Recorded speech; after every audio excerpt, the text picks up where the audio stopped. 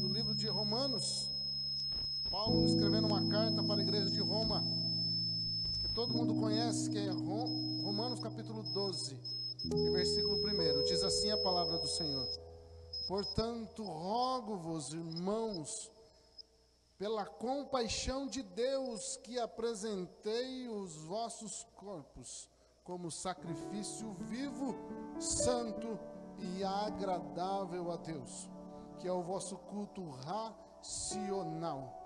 Aleluia. Glória a Deus. Versículo 2: e não vos conformeis com este mundo, mas transformai-vos pela renovação do vosso entendimento, para que experimentei qual seja a boa, agradável e perfeita vontade de Deus. Palavra poderosa, porque o apóstolo Paulo estava numa situação, a igreja de Roma estava numa situação um detalhe bem complicado para a igreja, porque enquanto a igreja estava querendo sobreviver, o povo daquela época estava como se fosse hoje, numa blasfêmia contra o nosso Deus, uma bagunça total, ninguém sabia quem era homem, quem era mulher. Quando uma pessoa ia se banhar numa nascente, era perigoso ali, no meio da rua, acontecer atos sexuais entre homens, entre mulheres e entre animais. E então estava numa situação difícil. Além disso, quando aquele povo descobria que existia um cristão, eles pegavam como exemplo, jogavam numa arena e faziam coisas que todo mundo que é evangélico sabe qual era: colocar os leões para cima deles. Além disso, existiam mulheres adoradoras, como você que está do outro lado, que quando era descoberta que você prestava adoração a um único Deus, você era colocada, se você fosse daquela época, como uma tocha humana para clarear o caminho das pessoas nobres daquela época. Então imagina, você quer adorar a Deus, só que precisa se esconder. Você quer adorar a Deus, mas precisam fazer isso sigilosamente. Ou se você quisesse fazer a vontade da carne, você poderia ficar à vontade. Não existia discriminação para a vontade da carne, mas existia discriminação para adorar ao único Deus. Então o apóstolo Paulo, ele chega para aquela igreja e fala: eu peço por favor. Ele está implorando para aquela igreja, para que ela não se deixe levar pelo que acontecia naquela época. Qual era? Ou você adora a Deus e morre, ou você não precisa adorar a Deus e curte a vida. E querendo ou não, talvez o seu subconsciente não deixa você viajar nas ideias, ou então talvez o inimigo feche a sua cabeça. Hoje estamos quase nesse ponto. Não falta muita coisa. Quer viver o que o mundo deixa viver? Vive à vontade, não tem discriminação. Não tem discriminação de gênero hoje. Mas se você proclamar a sua fé, dependendo do lugar, é perigoso você ser proibido em abrir a sua boca. E naquela época o apóstolo Paulo está querendo dizer para aquela igreja: eu peço, irmãos, pela compaixão de Deus que apresentei, que quando você estiver escondido aí, você faça o melhor de você para Deus. A situação, o local não pode te prender, porque o nosso Deus, ele é sobrenatural. O nosso Deus, ele uma coisa que eu aprendi é que o nosso Deus, ele não se envolve com a nossa emoção. O nosso Deus, ele não está preocupado com o meu emocional. O nosso Deus, ele está preocupado com a nossa fé e com a nossa obra.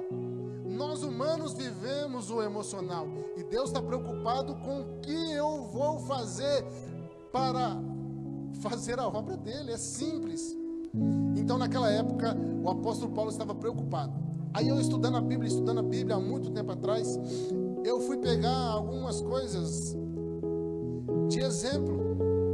Pessoas que poderiam e tinham justificativa de abandonar o que Deus tinha para eles. Nós temos Daniel, nós temos Sadraque, Mesaque e Abednego, nós temos José, nós temos várias situações na Bíblia que mostram que tranquilamente, com toda a justificativa humana, eles poderiam ter abandonado a fé e o projeto de Deus não ter acontecido na vida deles. Quer um exemplo? José, quando estava na casa de Potifar, a mulher de Potifar tentou contra ele, e naquela época não era uma coisa absurda, era normal isso acontecer. A mulher quer deitar com o seu criado, ela poderia. O marido, o homem da casa querer deitar com a sua criada, poderia, porque ele era dono, era propriedade dele. Então, isso era normal. Então, José tinha justificativa para o pecado. José tinha justificativa para o erro. Só que José tinha algo na vida dele que era expectativa em Deus. E que quando você cria expectativa em Deus, nada justifica o erro. Quer mais? Sadraque, Mesaque e Abednego, eles tinham expectativa boa, mesmo em situações difíceis. Quer um exemplo? Quando Sadraque, Mesaque e Abednego está no meio daquela multidão e o pessoal fala assim: nós vamos tocar a trombeta e quem não se prostrar vai ser lançado na fornalha de fogo. Eles não se prostraram. E além disso, o rei pergunta para ele: e aí, não vai se prostrar? Teve um mais abusado entre eles que falou: esse assunto eu não vou nem conversar com você, rei. Sabe por quê? Porque ele tinha expectativa em Deus. Ele falou: fica tranquilo, nós não vamos se prostrar, porque o nosso Deus é poderoso, o nosso Deus vai nos livrar. E a situação era difícil, a situação era a pior possível, porque era o final da vida. Aí quando fala do final da vida, nós ficamos tremendo de medo, porque nós podemos morrer, é o final da vida.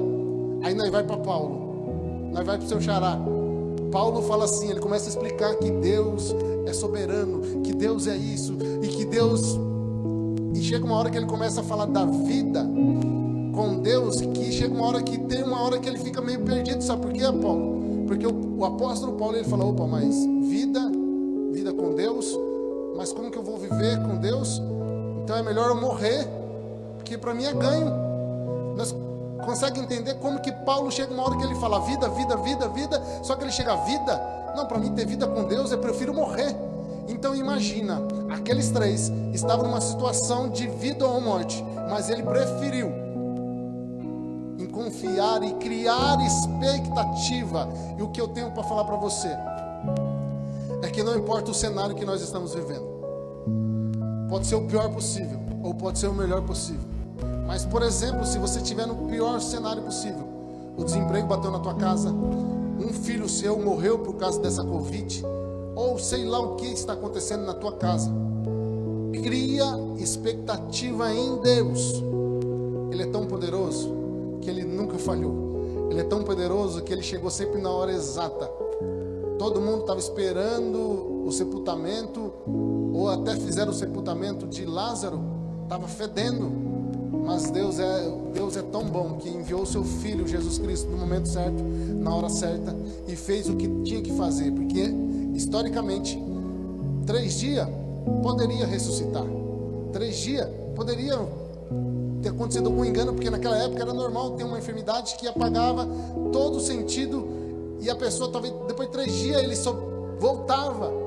Então o próprio Jesus esperou o 4º dia para mostrar para todo mundo que é Ele que é um milagre. Enquanto você do outro lado está criando expectativa em pessoas, criando expectativa no trabalho, criando expectativa em várias circunstâncias, e não está criando expectativa em Deus, Deus só está esperando passar o prazo de 3 dias, para no 4º dia Ele chegar na tua casa e resolver o problema. Você não entendeu? Enquanto você tiver recurso, enquanto você tiver tudo na sua mão, enquanto você está querendo fazer do seu jeito, Deus está deixando você fazer. Mas a partir do momento que você falar: Senhor, não tem mais jeito, agora é só um impossível para acontecer, fique tranquilo, na hora certa o Senhor vai entrar com providência. Mas o mais interessante que Paulo já nos ensinou: portanto, rogo vós, irmãos, pela compaixão de Deus, que apresentei os vossos corpos como sacrifício vivo, santo, agradável, aleluia, a Deus, que é o vosso culto racional. E não vos conformeis com este mundo. Como eu não me conformo com esse mundo? É que eu não quero Eu não quero ser um molde do que está pronto. Eu quero ser um molde do que Deus quer que eu seja. Você precisa ser o exemplo do Evangelho de Jesus Cristo aqui na terra. Pode dizer o que quiser de você, pode falar o que quiser, mas se você está seguindo o que Deus colocou para você fazer, todo mundo vai falar A ou B, mas Deus está aprovando a tua atitude. E o mais interessante é que quando a gente, no versículo 2, no finalzinho, a gente começa a experimentar a boa, agradável e perfeita vontade de Deus. Isso mostra o quão íntimo nós estamos ficando de Deus. Um exemplo que eu sempre dou, que todo mundo aqui está enjoado, mas eu sempre dou, eu não ligo que vocês estão enjoados, é que um exemplo simples da Bíblia de ser amigo de Deus é que quando Moisés foi escolhido por Deus para libertar o povo, e sua irmã Miriam, e junto com Arão, começam a falar mal da esposa de Moisés. Moisés não sabia, mas Deus do alto céu viu. E quando Deus enxerga aquilo e olha que estão falando mal da esposa de Moisés, Deus toma uma atitude naquela hora e fala assim: Moisés, chama Miriam e chama Arão, que nós precisamos conversar. E sabe o que Deus faz? Deus mostra para nós humanos que Ele é Deus em todo o tempo. Ele fala: Miriam, Arão, tem algum profeta entre nós? Existe alguém aqui como profeta? Se estiver, eu falo com eles com visão e falo em sonho, mas com Moisés não, com Moisés é diferente. Você está entendendo? Quando você cria expectativa em Deus, você começa a viver a boa, a perfeita e agradável vontade de Deus. Pode vir vento de um lado, pode vir vento do outro lado, pode vir até a morte, mas fique tranquilo, o nosso Deus venceu a morte. O que nós precisamos entender é não se conformar com esse mundo, que foi louvado agora aqui. Quando eu quero fazer o bem, o mal eu já fiz. Isso quando a gente faz sem a gente querer, e quando a gente reconhece o nosso erro, isso aproxima a gente mais de Deus. Aí entra aquela palavra: diga ao fraco, eu sou forte.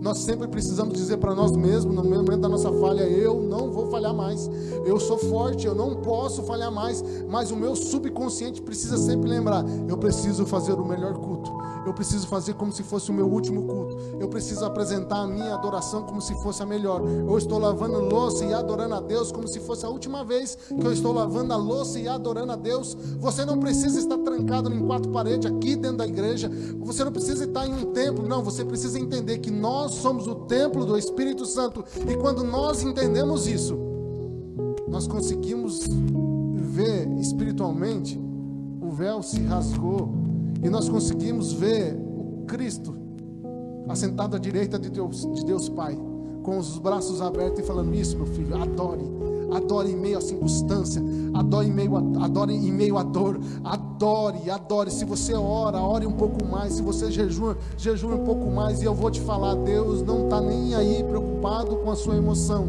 Enquanto você se ficar se prendendo na sua emoção, Deus não está nem um pouco preocupado. Mas é a partir do momento que você começa a fazer o melhor para Deus, Deus fica tão preocupado com detalhes para a tua vida que você não imagina. Eu não consigo explicar para você como Deus é detalhista para agradar aqueles que agradam a Ele. Eu vou dar um detalhe pessoal meu para você que está do outro lado. Essa semana, minha esposa sentiu vontade de comer chocolate. Só que o chocolate que ela queria comer era diferente dos outros. Era um chocolate 100% cacau. E ela ficou com vontade de comer. E não tinha chocolate. Deus é detalhista nas coisas, Paulo. À noite, chegou um irmão abençoado em casa. Trouxe uma bênção para o meu filho, trouxe bênção para os meus filhos. E a gente tirou tudo da sacola depois que ele saiu, e a sacola ficou vazia. E quando eu fui pegar a sacola, adivinha o que tinha lá dentro? Olha como Deus é detalhista. Tinha um chocolate 100% cacau. Quando você começa a apresentar o seu melhor para Deus, quando você para de deixar o seu eu falar e as suas emoções falar, é até contraditório o que eu vou falar, Paulo, porque quando a gente começa a parar de fazer, ai, o meu eu, ai, essa pessoa, eu não vou com a cara dessa pessoa, ai, e quando a gente para com isso, Deus é tão detalhista que Ele não deixa o seu emocional abalar. que Ele fica cuidando de você e o seu emocional não se abala. Não tem nem base para ele se abalar. Sabe por quê? Porque Deus está cuidando do sobrenatural para a tua vida. É um testemunho que eu estou dando para você. Então acredita. Deus, Ele quer cuidar da tua casa, Ele quer cuidar da tua vida, mas você precisa rejeitar as coisas do mundo, você precisa se manter firme, você precisa se manter concentrado no que Deus tem para você. O projeto de Deus para você ainda permanece de pé. Ele quer cumprir o que Ele prometeu na tua vida. Ele não é homem, nem filho do homem, para mentir ou então para voltar atrás de tudo aquilo que Ele te prometeu. Basta uma coisa: se ponha de pé, se levanta, que Ele está querendo falar com você nessa noite.